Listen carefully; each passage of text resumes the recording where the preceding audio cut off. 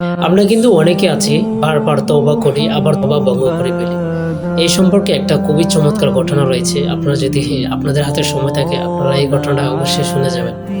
ঘটনাটা ছিল এরকম, এক মহিলা এক পাত্রের মধ্যে পানি গরম করতেছে। কিছু কাপড়-টাপড় ছিল, খেতা বালিশ এগুলা ধোয়ার জন্য সে পানি গরম করতেছে। তো হঠাৎ তার পানি যখন গরম হয়ে আসলো তখন তার মনে হলো যে আমি কাপড়গুলা নিয়ে আসি এবং কাপড়ের ভিতরে রাখি, তাহলে তো আমার কাপড় পরিষ্কার হবে। তো এই কথা বলেই বের হয়ে গেলেন। আর এই মুহূর্তে তার একটা সন্তান ছিল। তো তার সন্তান ওই পাতিলের নিকট গেলেন। যাওয়ার পরে সেই সন্তান পানির ভিতরে পড়ে গেছে, ওই পাত্রের ভিতরে পড়ে গিয়েছে। তো মহিলা এসে দেখে তার সন্তান তো গরম টকবক করছে ওই পানির মধ্যে, মানে ওই তার সন্তানটা পড়ে গেছে। তখন সে অনেক হাউমাউ করে কান্না করতেছে যে আমি কি করলাম, আমার সন্তানটা পানিতে পড়ে গেল, পাতিলের ভিতরে পড়ে গেল। আমি যদি দরজাটা লাগিয়ে যেতাম তাহলে তো অবশ্যই আমার সন্তানটা বেঁচে যেত।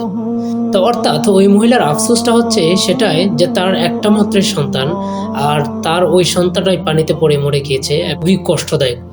অতএব সে যখন নেক্সট টাইমে সে যখন পাতিলে পানি বসাবে তাহলে সে অবশ্যই রান্নাঘরের দরজা অবশ্যই লাগিয়ে যাবে।